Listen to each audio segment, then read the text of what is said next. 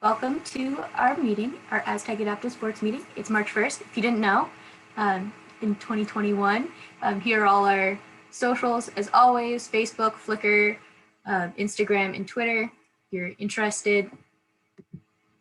And the agenda for today, we're going to be giving you the instructions for bingo. We're going to be doing a quick icebreaker. I'm going to be teaching you about some Paralympic sports, and then we're going to go over some housekeeping things just to cover the normal things that we do. But first, we're going to do a quick icebreaker. So I want you, there's only 11 of us, so should we split into two groups, or do you want to just all stay in here? I think we can stay. Yeah. All right, You so the go ahead and question is, pause it too. if you're going to the Paralympics or the Olympics, what sport do you think you would want to go for? Should we go one by one or? Yes, You start, Angela. Let's pause the recording. Wait. All right, so if you didn't know, we're gonna be playing bingo. So the rules are, to win, you have to either get 5 across, 5 down, or 5 diagonally. And the way you're going to say that you won is you have to raise your hand while incorporating the word bingo into it. So maybe you would ask, do you think that this athlete has ever won bingo? And that is how you would do it. And if you don't know how to raise your hand, you just go into the participants, and then there's the little thing on the bottom, and you can select raise your hand. And then to prove that you won, you should screenshot the card on your phone and then email it to the AAS email. And if you can't, you scan the QR code. There is the link to it in the chat. Has everyone scanned it or opened it? Everyone's good. I'm gonna move on. So now I'm gonna tell you all of the Paralympic sports, and then I'm gonna go into detail on 6 of them. So I'm actually really glad that a couple of you said surfing, because surfing actually isn't one of the summer Paralympic sports. They actually only include archery, athletics, badminton, I don't know how to say this, boccia, canoeing, cycling, equestrian, football, 5-a-side, goalball, judo, shooting, parasport, swimming, table tennis, taekwondo, triathlon, wheelchair basketball, wheelchair fencing, wheelchair rugby, wheelchair tennis, powerlifting, rowing, and sitting volleyball. I'm not sure what athletics is. I didn't look into that, and just kind of there. is just in the list. I'm not exactly sure what it is. And then there's only 5 winter sports. That's alpine skiing, the biathlon, cross-country skiing, snowboarding, and wheelchair curling. I didn't look at wheelchair curling, but I like watching curling, even though it's like kind of a boring sport. I really like watching it. So if I did a winter sport, I might think about doing wheelchair curling. So I'm going to cover goalball first. Madeline covered it a little bit, but I'm going to go into a little bit more detail. So to give you an orientation of what the court looks like, on both sides you have 2 teams, and each team people on the court, and these people have their blindfolds on, and there's a center and 2 wings, and each of those wings have orientation lines that mark where they are, and it's made with like a piece of tape and a string that's taped down, so it's a bump that they can feel. And then you have the center line that separates the 2 sides, and the line that is right in front of the people's heads, that's the line that is the orientation area.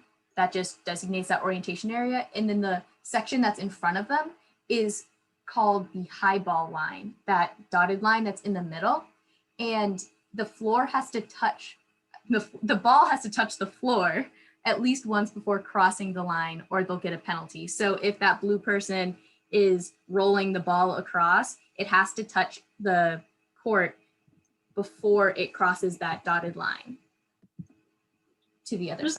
I'm just gonna jump in really quick. If you just joined, we're playing bingo, and if you're unclear about what we're doing right now, Remy's saying words that are on your bingo card, and so make sure you're paying attention to your bingo card as to what words Remy's saying, because that's how you win. Yes, thank you for letting them know. I just resent the bingo card in the chat, so you can get your bingo card up. If you win, you should just raise your hand and ask a question with bingo in the word. And so the center section that is between the two dotted lines, that's just the neutral area. The rules weren't super specific with what that actually means, but that's what they call that middle area.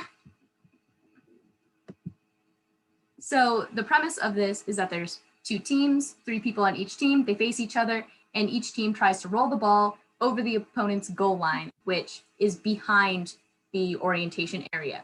To defend, you're going to be listening to the ball and attempting to block it with your body. And then the offensive is just rolling it to the other side and trying to score. So the equipment that they're using is this goal ball, which is a basketball-sized ball that has 2 bells in it. And when they roll it, it jingles, and that's how the people know where the ball is going. Each person has to wear eye shades, so to be able to play, you have to have either only 10% of your vision or 20% of your visual field. So if you had something like macular degeneration where you lose some of your visual field, then you could potentially play if you're down to 20%. But to put everyone on the same field, because there could be someone who's completely blind or someone with all the way to 10%, they have gauze patches that they put over the eyes, like the medical eye patches, and then they put blockers on their eyes. It looks like ski masks, but ski goggles, but they're completely blocked out. They're black, so you can't see anything. And then, like I said, the court is made of string and tape. Sometimes they do it with wire, and that just gives them a reference of what it is like. And then you have to have the goals to put the ball into the goal. So this is the Olympic team from Rio. Unfortunately, the Olympic Council has not identified who's going to be going for Tokyo yet, but some of the men that went were Joseph Hamilton, Andrew Jenks, John Kutsu, Tyler Marin, Matthew Simpson, and Daryl Walker. And some of the women that went are Jen Armbruster, Lisa, I'm not going to try her last name because I don't want to butcher it, Amanda Dennis, Mary by Hooking, Ilana Mason, and Asia Miller.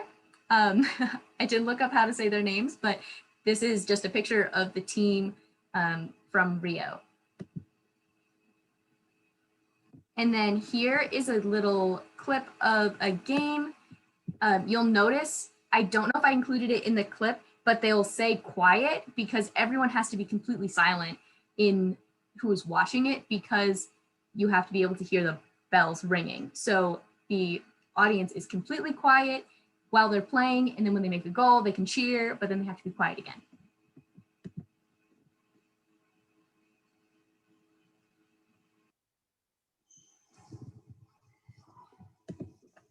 Did I share my sound? I think you did, but it's kind of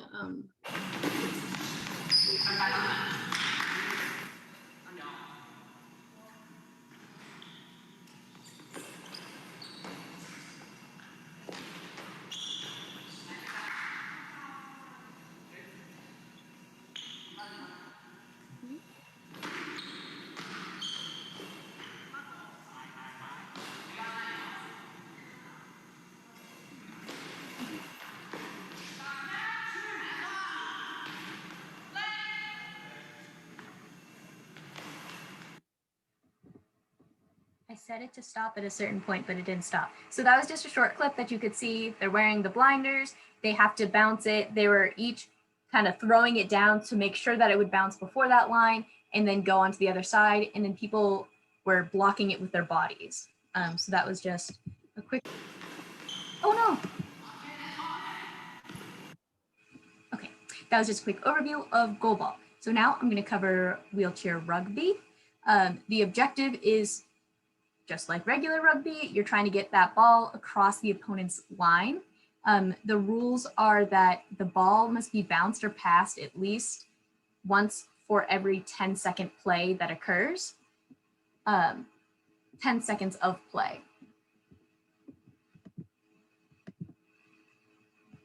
And the goal for it to count, because the wheelchairs have 4 wheels, at least 2 of them have to be, so be in the line. So you can either have like your front 2 or side 2 laterally across the line, but that's how you have to score the goal. So it doesn't actually have to like touch the ground like in football it does. And wheelchair rugby, different from able-bodied rugby, this is played inside on a basketball-shaped kind of court. Wait, Remy, I have a question. The ball has to be bounced, or the slide says bounded? Oh, yes, sorry. It's bounced. Okay. Either bounced or passed. It's not like basketball where like you get like the traveling thing where you have to actually bounce it. It can just be thrown, but it just can't be in one person's hand for more than 10 seconds. And some of the equipment that is used, it's actually a volleyball that they use for this instead of it being like that football is shaped rugby ball. They have a court and a wheelchair. So it's a pretty simple equipment wise. And then for setup, there's 4 quarters that are 8 minutes and it's indoors. There's 4 players per team. And the classification is done by points from 0.5 to 3.5. And that's how they classify the ability of the players.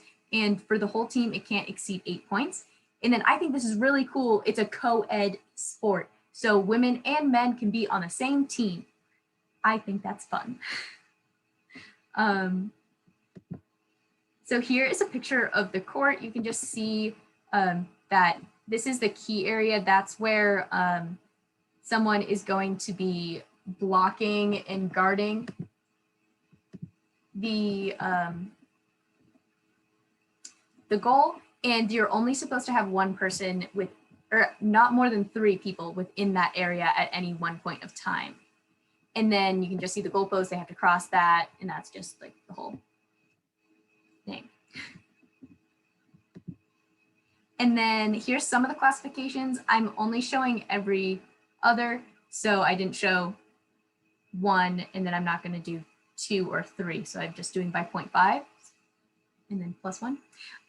So if you're 0.5, you're gonna have shoulder weakness, lack of tricep strength, and weak wrist extensors. So these people are gonna be mostly the blockers. They're gonna be in that key area. And then 1.5, they have a little bit more of the upper chest and shoulder strength. So they have a little bit more ability to handle the ball, but they're still going to be in the blocker position because they don't have a lot of that wrist strength still. They can do some of the catching with their forearms, but most of their job is based around blocking. And so they have a little bit better stability because they have that upper chest strength.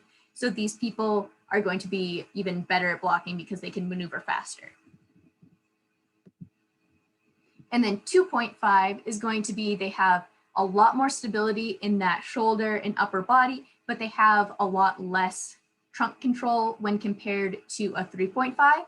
So these people are going to be better at maneuvering, and they're going to be handling the balls and doing plays, but they're not going to be as fast at making the plays because of that limited stability in the trunk as a 3.5, which has even more trunk function. They have pretty much all their upper limb function, and they're very stable. So this is going to be a major ball handler. They're going to be making most of the plays.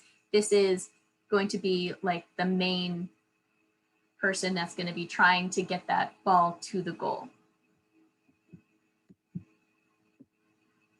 And if there's no questions, I'm going to show you a quick clip.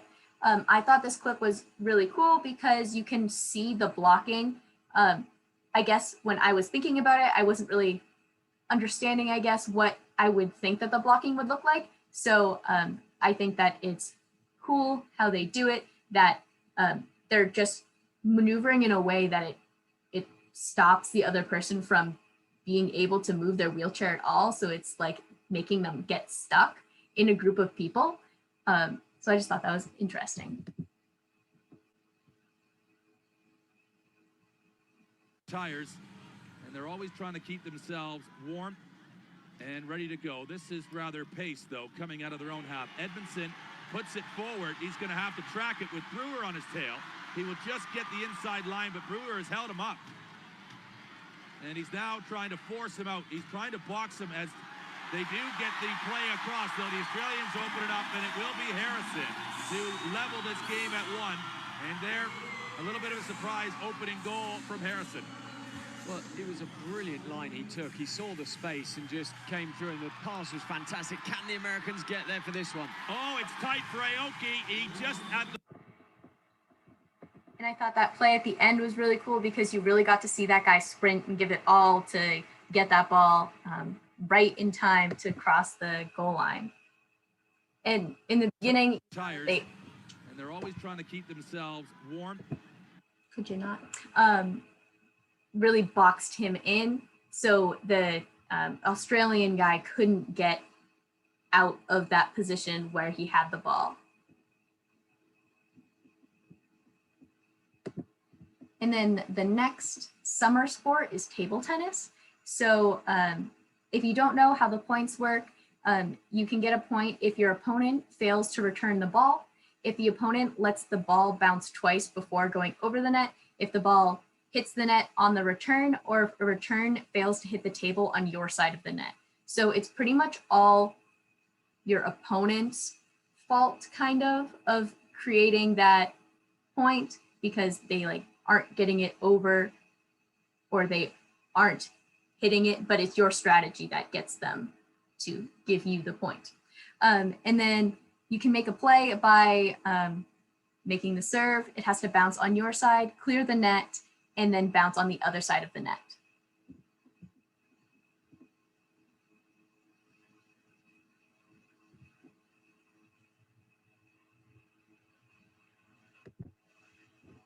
And then some of the adaptations that they do for this sport, they put them into classes just like all the other sports. The lower the number, the greater the impairment. So classes 1 through 5 are going to be your seated athletes, and this is going to be subdivided by your sitting balance and hand function, with 1 being someone who has minimal sitting balance and hand-arm function, and 5 being someone who has very good function. 6 is going to be your standing athletes, and this is divided by standing balance. And then 11 is you're going to be physically able, but you have an intellectual impairment.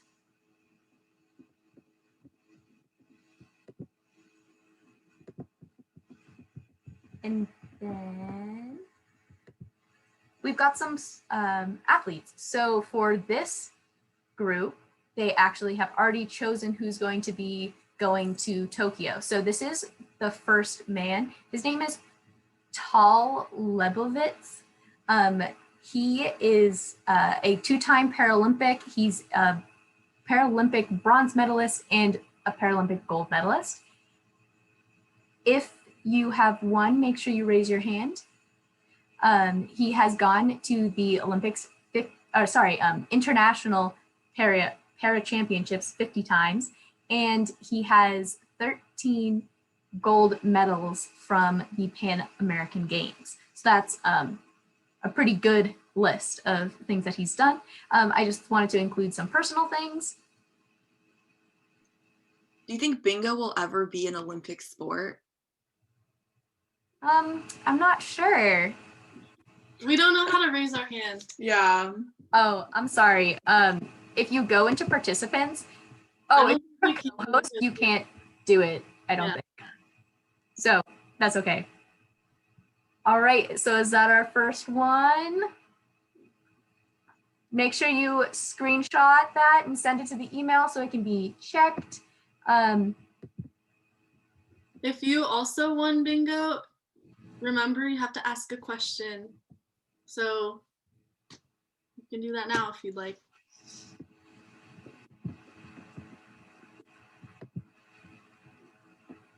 For like other Olympic sports, like they have to do a lot of tournaments like world championships. And so are they qualified by doing kind of the smaller leagues and getting point systems to qualify for Olympics? And you have to say bingo in your question. Bingo. Okay. That's why my question was so stupid. For table tennis, yes, I believe that they start in smaller leagues. Like some of the other two people, they are younger and they started on national level teams. And then like this man is older, so he has a lot of the international titles.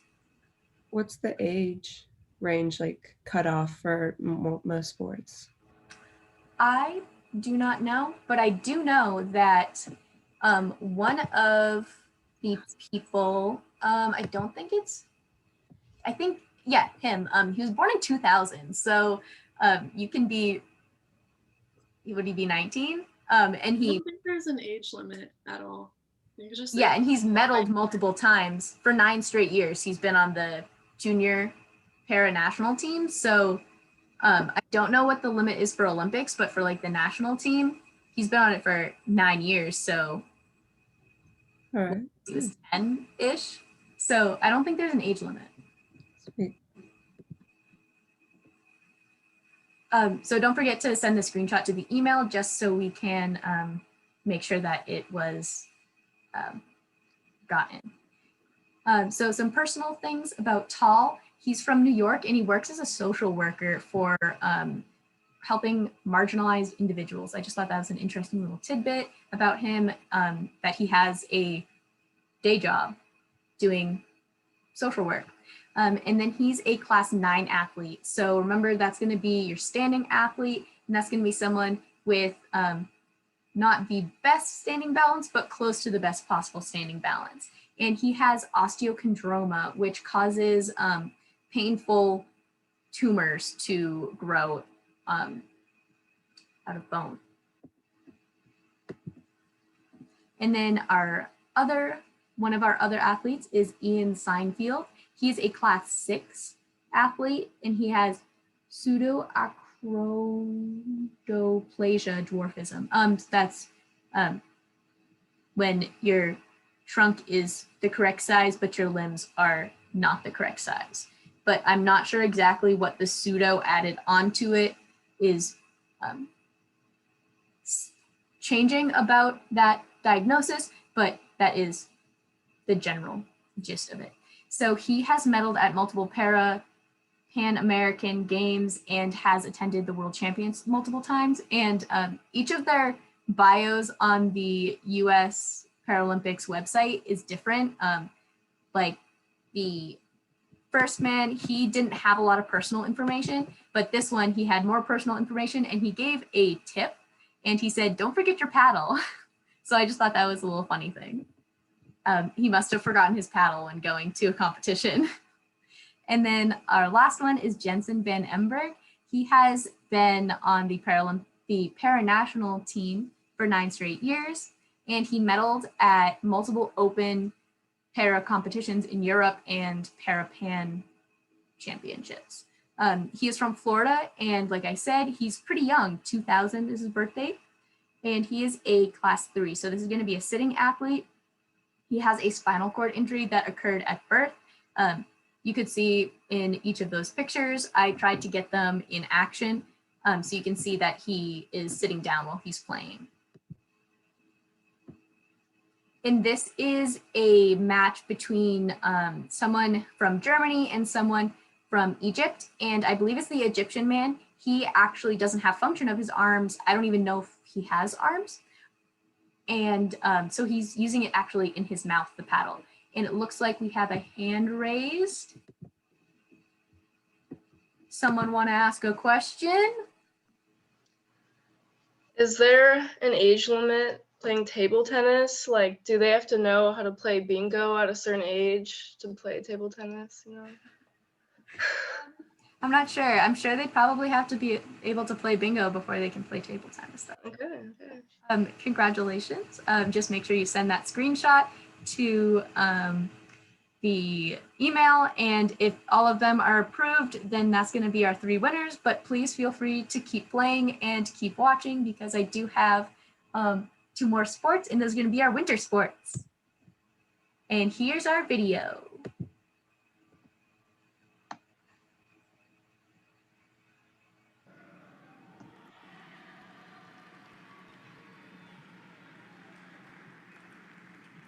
It's amazing timing on the So you can see he uses his foot because he doesn't have arms to struggle with the first couple of serves from toss I read it very the well. ball.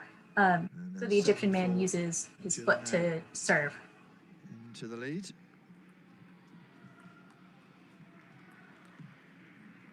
And it's long from Hamatau.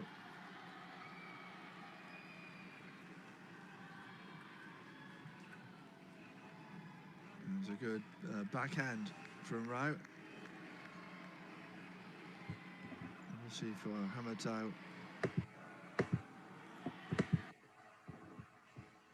Does anyone have any questions? Oh wait, I have one more summer. So I'm gonna do the summer, and if anyone has any more questions, then you can ask them before I start the winter. So Taekwondo is making its Paralympic debut in Tokyo 2020 (1). So the matches are taking place on an octagonal court, and there's 3 2-minute rounds that have 1-minute rest intervals in between. And you get your points by getting between 2 and 4 points for valid attacks. And then in the case of a tie, you just add a 4th round. So the rules are that only kicks to the trunk count. And if you get a kick, if you apply a kick to someone's head, you give the opponent a point. So don't kick anybody in the head during Taekwondo. You get 2 points for a valid kick, which I couldn't really find what the valid kick actually meant, but I think it just means like making contact with the trunk area of the athlete. And then you can get 3 points or 4 points if you add a turn into that kick. And I see that someone has their hand raised.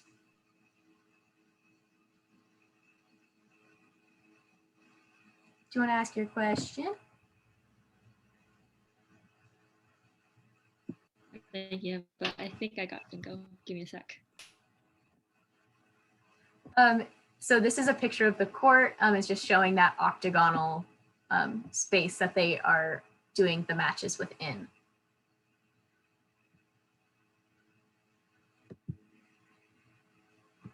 And then there are 2 disciplines in Taekwondo. One is for the athletes with upper limb impairments, and then the second one is for athletes with neurological impairments, intellectual disabilities, and visual impairments. But, is you ready? Okay, I have my question now. So, I know Taekwondo is like a competition, but then do they also have like belt levels, like the same as everyone else? Like, you know, black belt, yellow belt, and red belt? I do not know. Yes. Also, you have to use bingo in your question. I'm sorry? You have to use the word bingo in your question. Bingo. Okay. So there are, I don't know why K42 isn't listed anywhere that I looked. So I don't know if K42 actually exists, but it says that it is classified as K41 through K44, but I'm not sure where K42 went. But anyways, K41 is the greatest degree of impairment. And then for K43, I'm sorry, I'm just going to the slide that has my notes on it. So K43, you're gonna have dual loss of function in your arms. So that's gonna be that you either both your arms are restricted in their abilities below the elbow joint, or you're a bilateral amputee below the elbow, or you have an equivalent loss of function in your upper limbs. And then your K44 is for athletes with restriction on one arm or one leg. So that's going to be like a unilateral arm amputee or equivalent loss of function. And then for the leg, it's loss of toes impacting your ability to lift onto your heel, because when they kick, you have to be able to, not lift on your heel, lift your heel. So like if you're missing your big toe, that would create issues with lifting onto your the ball of your foot when you're trying to kick. So that could be in that category.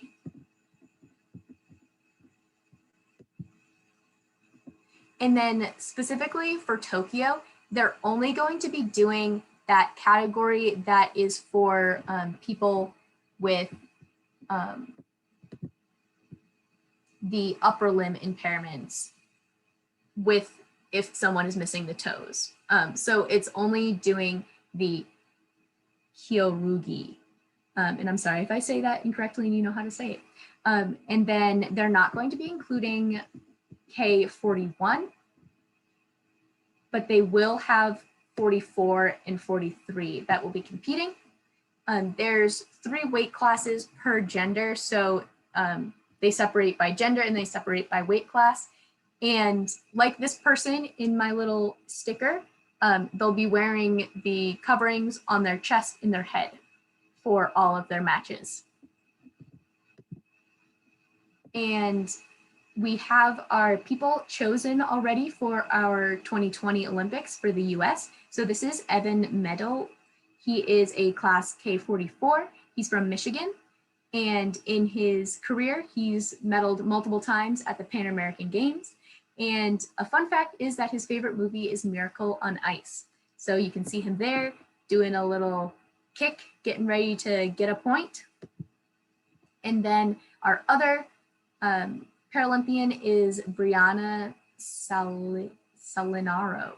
She is also a K44. She's from New York, and she's medaled at the Para Championships in Africa and Asia multiple times. So she's been to like continent-specific Para Championships multiple times.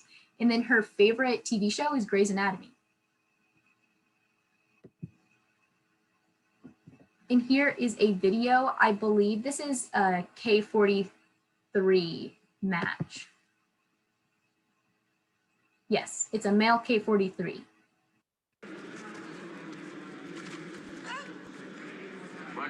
You can see they're doing a lot of, it's a very defensive sport and tactical.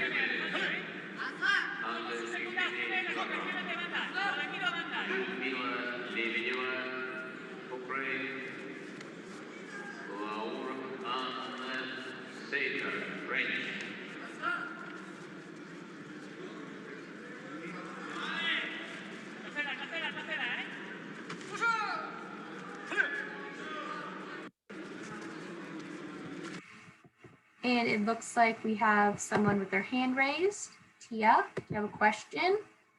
I do. Do you think that bingo or taekwondo is harder? I don't know. Bingo's pretty difficult. That was a good one.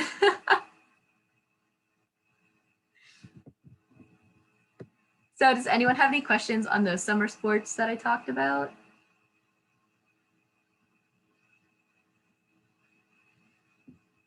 Okay, so we have just 2 more. They're going to be the winter sports. And so for cross-country skiing, there's 20 events and it's separated by sitting, standing, and vision impaired. This can be either you keep your skis parallel in an already made track, or you can do it freestyle where you just like go along the track. And it's made up of a bunch of different uphill, flat, and then downhill sections. Your equipment, you can have sit skis where you are sitting on them, or you can have the standing skis where you can either have a guide or your toes are put in boots. If you have like a prosthetic, you can put it in to the skis. And then they factor the timing system to make sure that everybody has an equal playing field with their timing. And then this is a quick video. You can just we can start from the right. So you can see them in the parallel at the 60. That's going uphill on the 60s. That's someone that's standing. That was the freestyle. This is the freestyle thing. That's just a quick little overview. Do you have a question, Maddie? Yes. Do we think that bingo would be in the Summer Olympics or the Winter Olympics? Probably summer. I think I would agree. So for snowboarding, you can either have a lower limb impairment that is classified into two different sections, or you can have an upper limb impairment. And then the two different events that they do are snowboard cross or the bank slalom. So you can have various adaptations. You can see in these pictures that I put in that these people actually put their prosthetic right into that binding. And in the one on the left, you can see that there's actually a joint inside there to allow them to absorb some of the bouncing from going over those jumps. And if you need a pole to assist for balance and turns, that's also an option. So the time trial, there's two sections to the snowboard cross. You have a time trial that gets you to the head-to-head. It just gives you your position in time. And then in your head-to-head, in the snowboard cross, this is the one that you're going to be doing all those jumps and cutting and turning. And so this is what a course could look like. You can see that there's some pretty big jumps in there. So this is going to be more of like testing your ability to adapt, I guess. And then your bank slalom, this is going to be like that skiing one where you're going back and forth and back and forth, and you have to go through those flaggy thingies. And usually it's a medium pitch slope with various grades, and there's going to be natural terrains and jumps and such on this. And it's going to be one rider at a time. And then some of our national team members, we don't have our Tokyo people yet, or I guess this is winter, so we don't have our next winter people yet, but some of our team members include Brittany Corey, Keith Gable, Zach Miller, Mike Schultz, Noah Elliott, Brianna Huckabee, and Joe Pleben. And here's a quick video. This is, I thought it was a pretty cool video. The pace of Chris Voss. Now John Leslie. You can see that this has the bumps built into this. And he has to really be careful as he's going around the turns. If you were to look at this video further on, you can see that some people actually wipe out on these turns. Reading it, he made the decision to increase his training and become a full-time athlete. Well, he has 3 third places on the Para Snowboard Cross World Cup Tour this season. He's doing a good job in these top turns.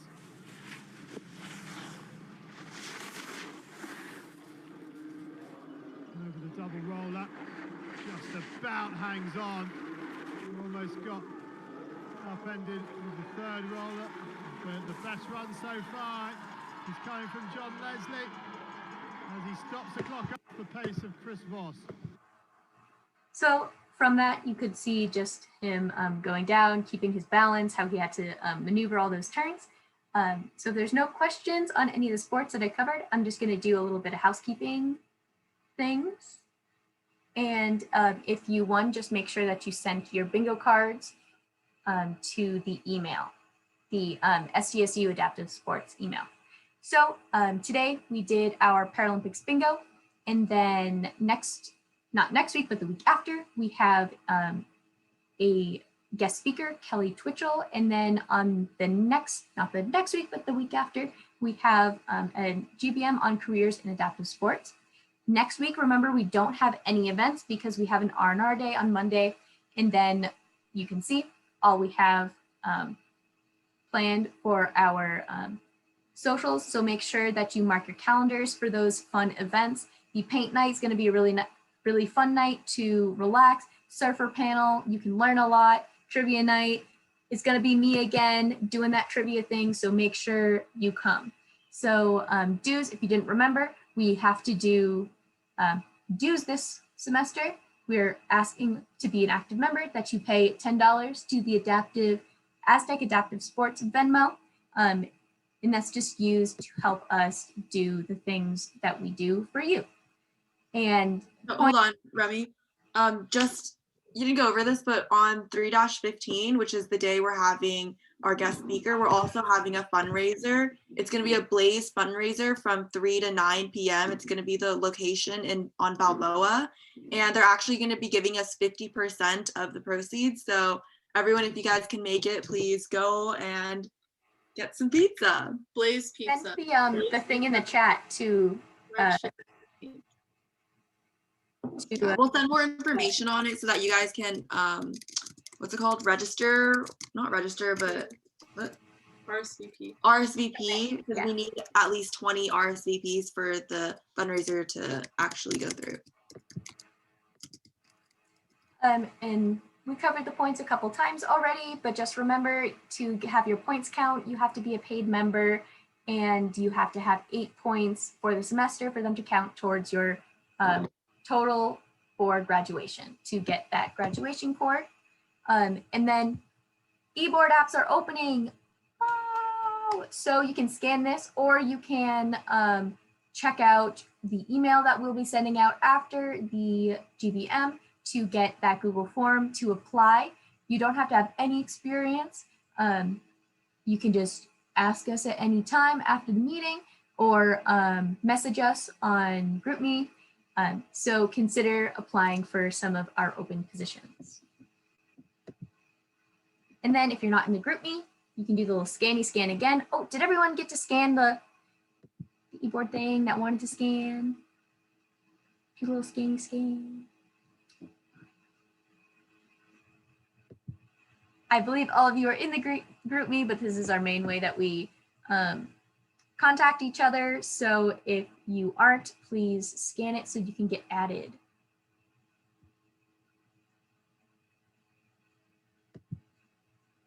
And thanks for coming. Wow, I blasted through those last two real fast because took a long time on the first ones. But if you have any questions, please let me know. Yeah, thank you for coming.